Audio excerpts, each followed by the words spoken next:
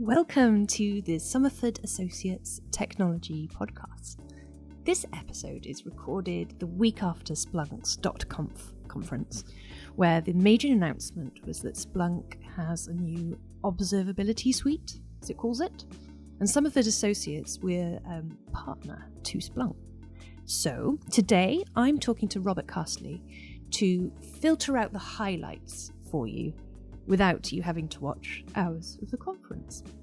We'll explore what problems does the Observability Suite deal with, what benefits are there to you for using Splunk and Somerford Associates to address these problems, practical things like how it will fit into your Splunk core suite, data retention, etc. Indeed, in fact, if you need to use Splunk at all, hint, you don't. 4, where is the observability trends going in the future, both within Splunk and as an industry as a whole. So let's dive in. Welcome, Robert. All right then, well, welcome, Robert. Thank you very much for joining us. Oh, you're welcome. Let's start with, why don't you tell the listeners about yourself? Sure. Okay. So my name's Robert Castley. I'm a staff sales engineer for EMEA for Splunk. I joined Splunk with the acquisition of SignalFx back in October 2019. And I've been with the SignalFx division for nearly coming up to 3 years. Previous to that, I worked about 4 years at a company called Catchpoint, who provides synthetic and real user monitoring. And previous to that, I was at Keynote Systems for nearly 6 years. And I left as they were acquired by Thoma Bravo and then eventually absorbed into the Dynatrace world. So my background has been predominantly synthetic, but I have been a sales engineer for a very long time. I'm not going to divulge how long, but yeah, I love being a sales engineer. I like fixing people's problems. Yeah, it's a wonderful role where you can actually translate technical problems into, all these technical stuff that you're working with and into the deep stuff. So you're into the engineering, but you can explain it to a client who has a problem and get it to solve a problem, right? So it's quite a cool place to be. Yeah, the best thing for me out of it all is like the lateral thinking, or having to think outside the box sometimes about how you're going to address, a given need or requirement. So yeah, every day, solving problems, it just keeps the grey matter ticking over. It's great. So today we're going to be talking about observability in the Observability Suite in Splunk. And yes, as you've come from this synthetic monitoring for X number of years, we won't disclose, via Dynatrace's predecessors and all sorts, it sounds like we're really well placed to talk about that today. Now, what problems, we're talking about clients' problems, what problems does this suite address? So the great thing about the Observability Suite is it's made up of many different components. We have real user monitoring, we have synthetic monitoring, we have infrastructure monitoring, we have microservices APM offering, we have traditional APM, we have the ability to capture logs. So it's going to vary from customer to customer. Some customers are going to want that complete end-to-end visibility. So from a real user measurement all the way down to an application trace. Or you may just have a customer that's just interested in infrastructure and logs, for example. So the great thing about the suite now is that you've got everything there that you need to have a complete observability platform. So you've got your metrics, you've got your traces, you've got your logs, you've got your events. You've just got everything there that's going to give you the tools to be able to observe. And all in one place. And all in one place, absolutely, yeah. Single pane of glass. No switching applications, no retraining into different tools. Okay, you're selling me, and I'm not even someone who's in charge of observability. Who is in charge of observability? What role titles usually do this? There's many people sort of like involved. I mean, obviously, Observability is not monitoring. Monitoring is part of observability because monitoring is going to generate you those metrics. Observability is all about keeping watch over your sort of like application components, whether that's the web front end down to the infrastructure, down into the actual services that make up your application today. And in today's world where people are breaking up their traditional monolithic applications into microservices as they begin their sort of like lift and shift on their cloud journey, it becomes more complicated, because with a monolith or a traditional sort of like LAMP stack based application, it's all in one place. It just lives on a server. Mm-hmm. And obviously what people have to do as demand grows, they have to go and buy a new server. That can take time to purchase it, to install it, to patch it, to make sure it's secure, ready to go, and then migrate everything over. Now we've got a big shiny server. In today's world of microservices, you have orchestration layers that allow you to sort of like auto scale when things need to meet the demand of the people coming into the application. Yeah. And with that, you have disparate services. So when you look into your orchestration tooling, I'm going to use Kubernetes for the rest of this conversation because it's the most famous one. A Kubernetes cluster is made up of nodes, and each node then comprises of pods, and under those pods run the containers, and those containers hold the services that make up the application. Mm-hmm. And that can soon quickly scale into hundreds of containers. And all of a sudden, you need to know exactly what's going on. It's not all in one place anymore. You need something that can look from the top down and see exactly what's going on within your environment. So you can monitor Kubernetes, you can understand pod health, you can understand memory capacity on a node, you can understand CPU usage on the cluster, but it's what's running on that Kubernetes cluster is going to be important to you. And that's where the microservices APM piece comes in. So the ability to be able to instrument your code to expose what are called traces and spans. And traces comprise of spans, and spans comprise of services and operations that are going in your application. So a good example might be a payment service. There might be an operation which is to execute a payment, and you want insight into that service because that service, is going to be gets your revenue. Gets your revenue. So getting insight into that, being able to expose from that service, then things like custom metrics, you could bubble up into your dashboards, sort of like average spend per hour on your application. So you've now got key performance indicators as to how well your business is doing or number of products being sold. But then what happens if the spend suddenly starts to diminish? It's going down, and you see the trend on your dashboards, it's going down. What's gone on? And then this is where you start going into your troubleshooting mode, because alerts might start firing. And if you get an alert, you need to go in and troubleshoot. And the alert might just say, your spend has dropped by 20%. You're like, why? Now, I want to drill down and find out what's going wrong and fix it. Exactly. So this is where having now a single pane of glass, you can remain in this one platform now. And you can go and start troubleshooting. You can go and start looking around. So you can very easily, quickly jump into like the Kubernetes Navigator and see the health of your cluster. Is it a cluster issue? Or is it a node issue? Or is it a pod issue? What's going on in my Kubernetes cluster? And let's say, for example, you see that the memory capacity on a node has shot up. Yeah.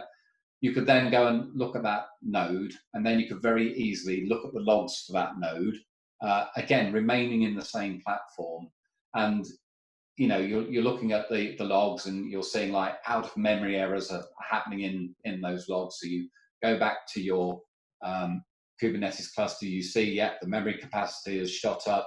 I can see it's happening on like node 6, and I can see that there's a container running on there that is consuming all my memory capacity. Let me go and look at the properties of that container. and I jump in and I see, for example, that container has been deployed with no upper memory limit. So it's been able to just consume as much memory as it's like, and I haven't even jumped down to a command line in any of this. I have remained within the UI, just clicking around and looking for things. And the great thing about this, and this is what observability is all about, I didn't get alerted, for example, that there was a memory capacity issue on that node. I got alerted about my revenue trend had dropped significantly. Yeah, so it keeps you quite high level. That talking about false positives, you can be caring and following alerts that you actually really care about, like the revenue. Yeah. So I could now go ahead and go, it would be a good idea if we had an alert configured that's going to alert me if the memory capacity on the node is being hampered in any way. And that's a new alert, so I will definitely catch and solve this particular problem should it ever happen again, even quicker than I did just now. Mm. Or even if you get onto HashiCorp and provisioning by code, you could probably set up limits to make sure that when you provision all of these nodes, you put the policies that you want, the limits that you need in there for you. But what about, have you got an example about using that RUM stuff, the real user monitoring? Real user monitoring. So real user monitoring is what we've been talking about there is your infrastructure and your application. But every application, is going to have potentially a front end to it. And that is where the general public will come in and start using that application. And real user monitoring is all about placing a JavaScript tag into your website. And this tag then exposes some key metrics that basically it defines that real user's experience on your website. It also captures things like operating system, browser version, geolocation, etc., which allows you then to start to see that, okay, for example, I'm just going to throw a few examples out there. It's like we're seeing performance degradation with people using Firefox, for example, and it seems to be a particular version of Firefox.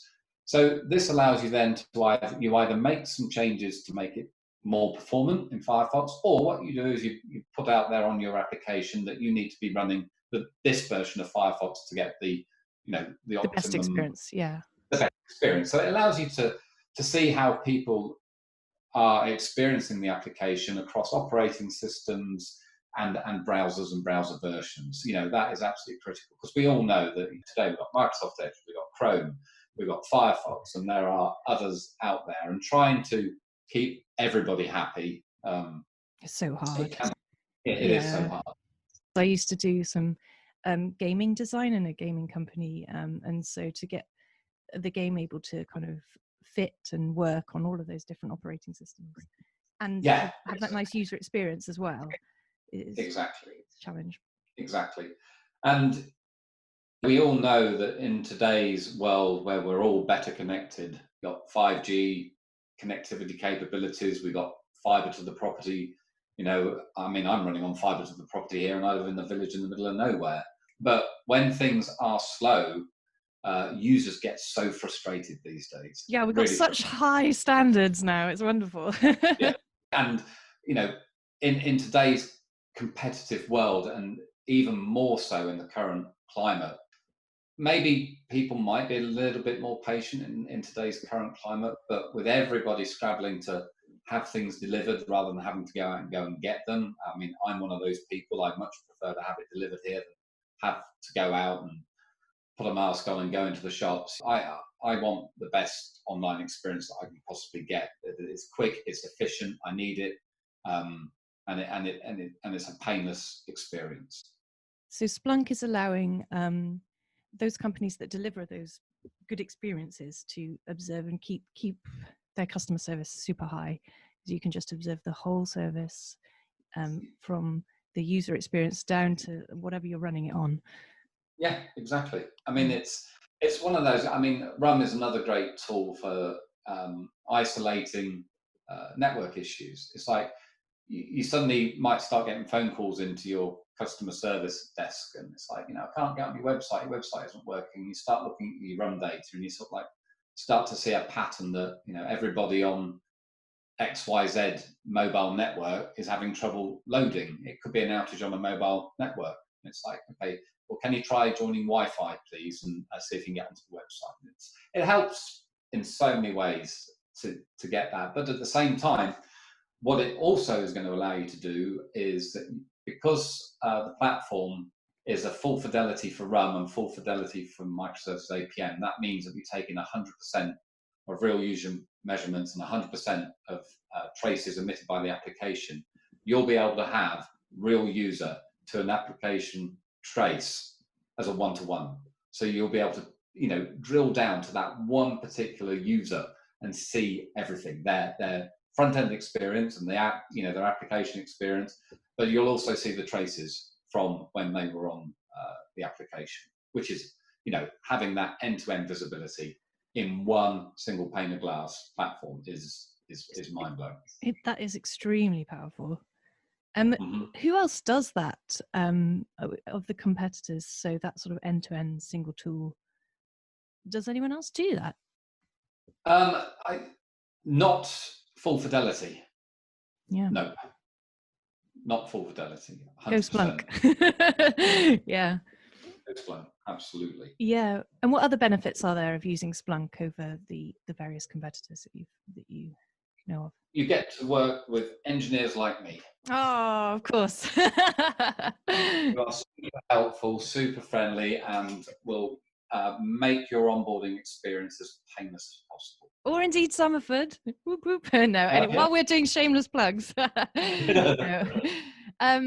That's great. So I'll just sum up those 6 bits of the observability suite, because just in case people heard them quickly at the beginning and now are like, oh, that sounds good. So that was RUM, synthetic monitoring, infrastructure monitoring, microservices APM, and then APM, normal APM, and then logs. Is logs traces or just logs? Just logs. Yeah. Just logs. Yeah. So all of those together, and you don't have to have them all. You can pick and choose, and you know what you need. Yeah, I mean, everybody's requirements, needs are going to be slightly different. You know what I mean? It's you're not going to have everybody necessarily. If you are running, like I say, a monolith, you're going to be interested in the infrastructure metrics that the monolith application is running on, and maybe logs and traces. It might be an internal application. Is real user that applicable to you? It's, again, I mean, this is the beauty of it, is that you've got your shopping trolley and you can go along and pick off the bits that you need that are going to best help you observe your environment. Obviously, we will recommend that you would want this piece and that piece and everything else. It's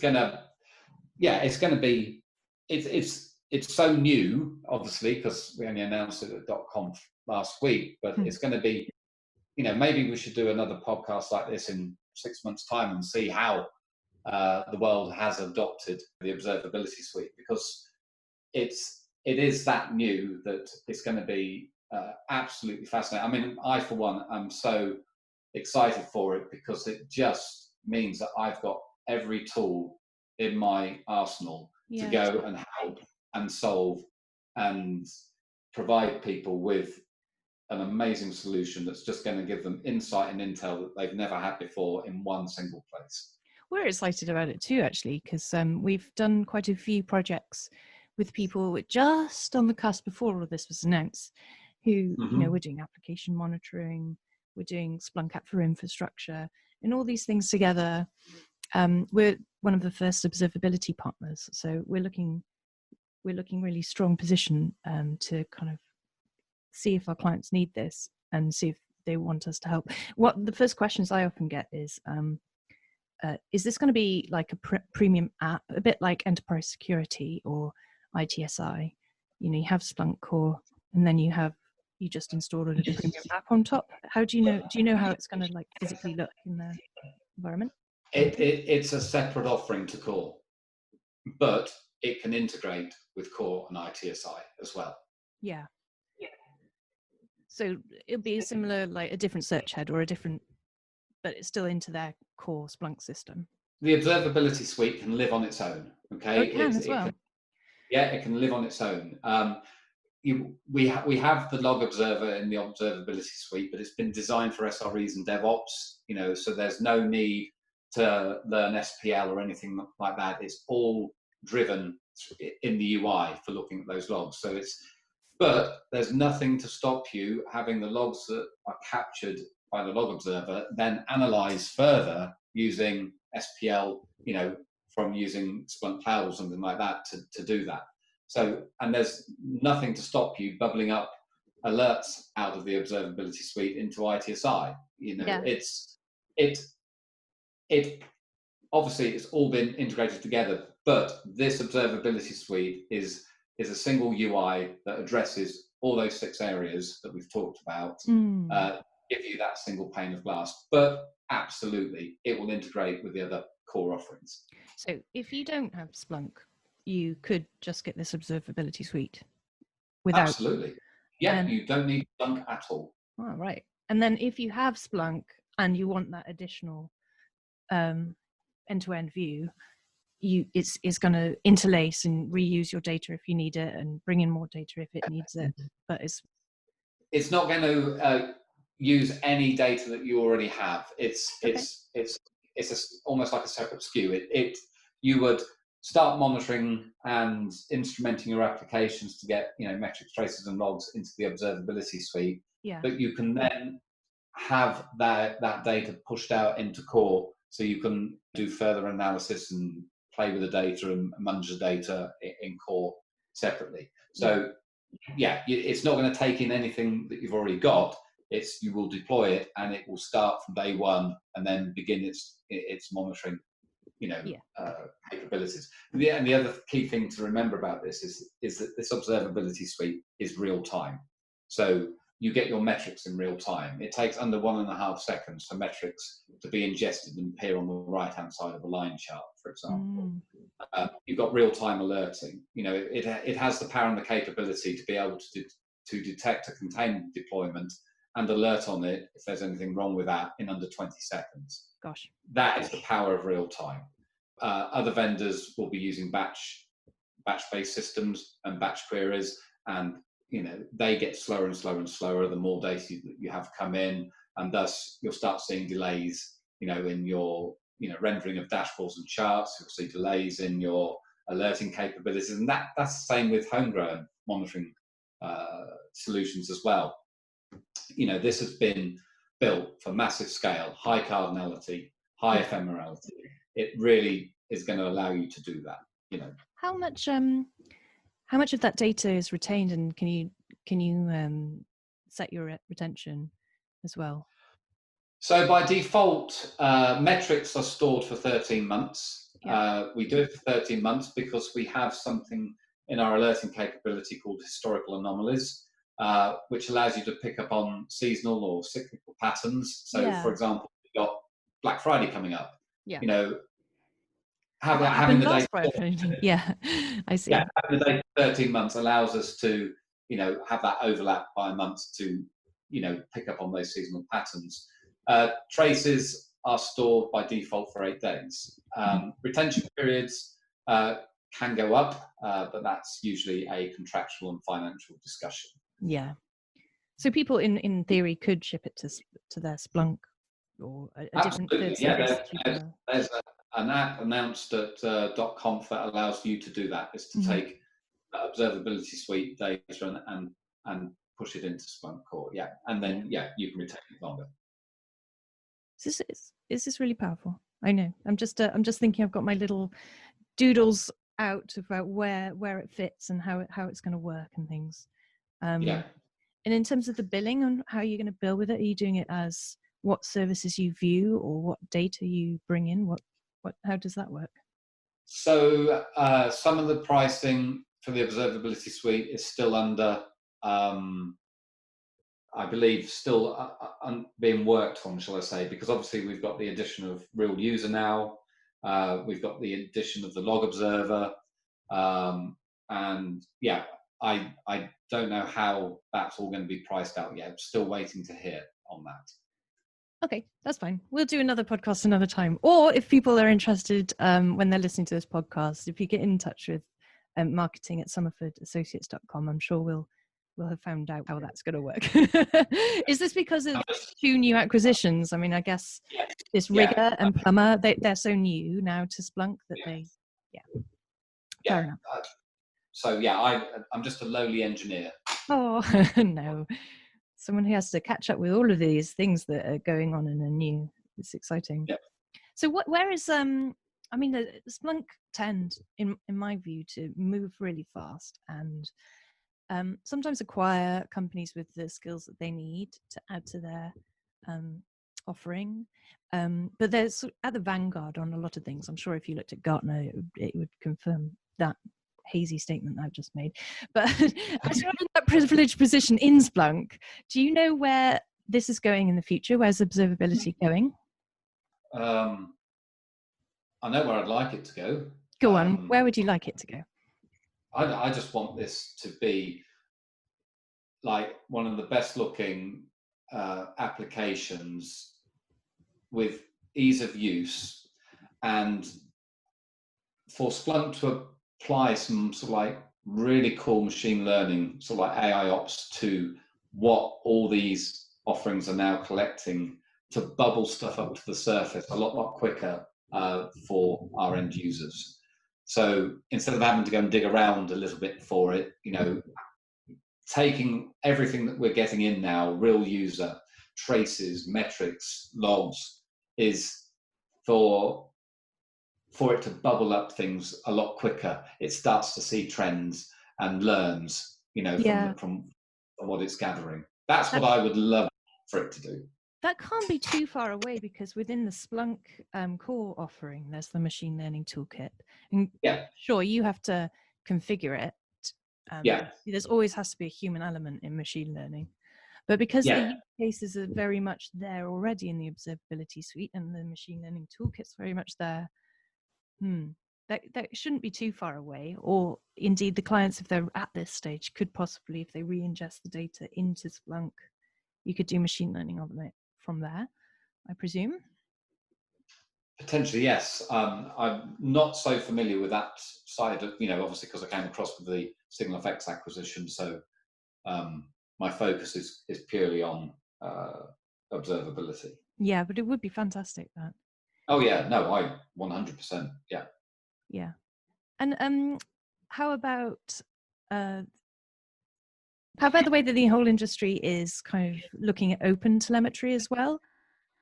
Yeah, so that's another exciting project. So the Open Telemetry project, for those that don't know, it's at opentelemetry.io, is basically the coming together of 2 other tracing projects, Open Sensors and Open Tracing.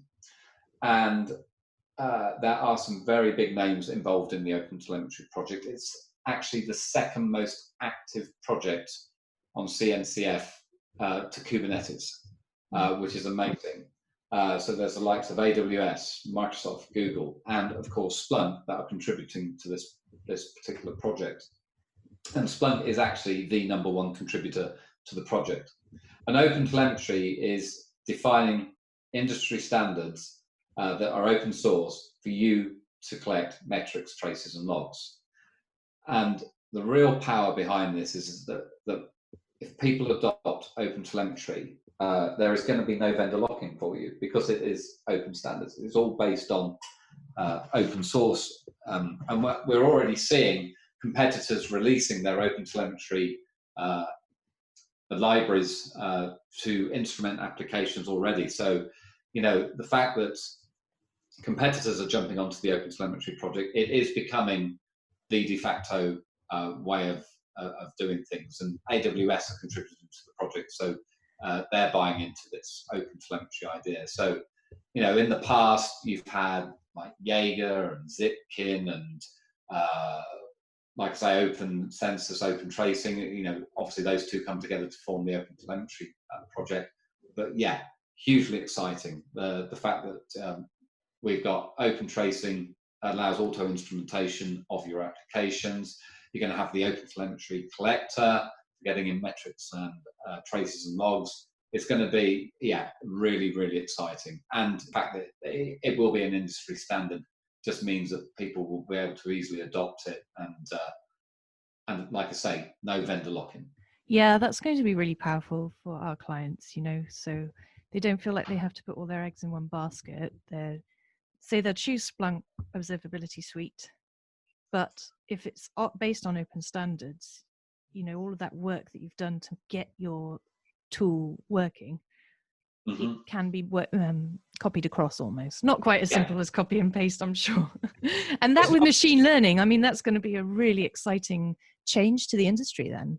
If people will be much more proactive within the people who are doing observability, if they could be, all of the kind of digging around and the reacting would be perhaps avoided if a machine can kind of give you a heads up an hour before something's going to go wrong. Exactly. And I mean, again, open telemetry, anybody can do pull requests on GitHub for the code. And, if they want to, address a particular issue they're facing or fix a particular issue they've discovered, this is the great thing about open source, is that your customers, my customers, will be potential contributors to the open telemetry project, just making it better for everyone.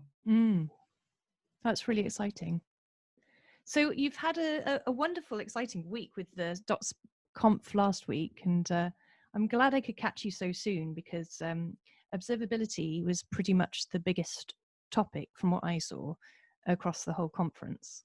So it got great exposure at the conf.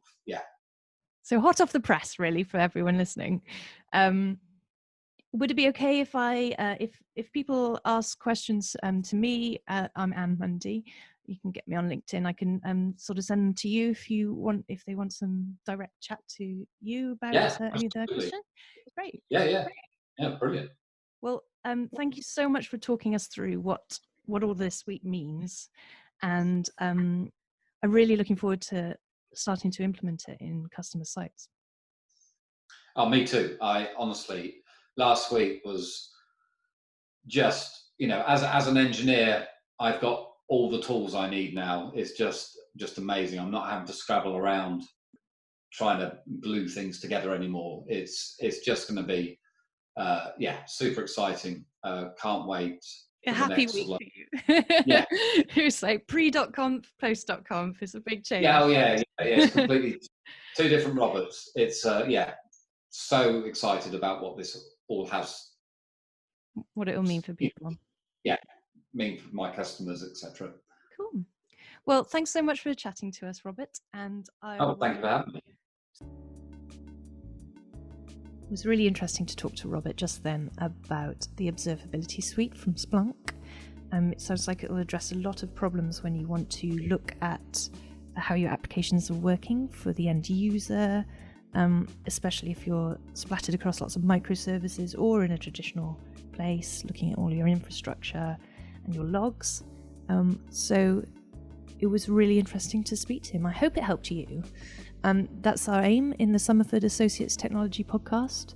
We take the new and the latest in the IT industry, interview people in the know for you, aiming to help you navigate the newest and exciting developments going on, because there are so many.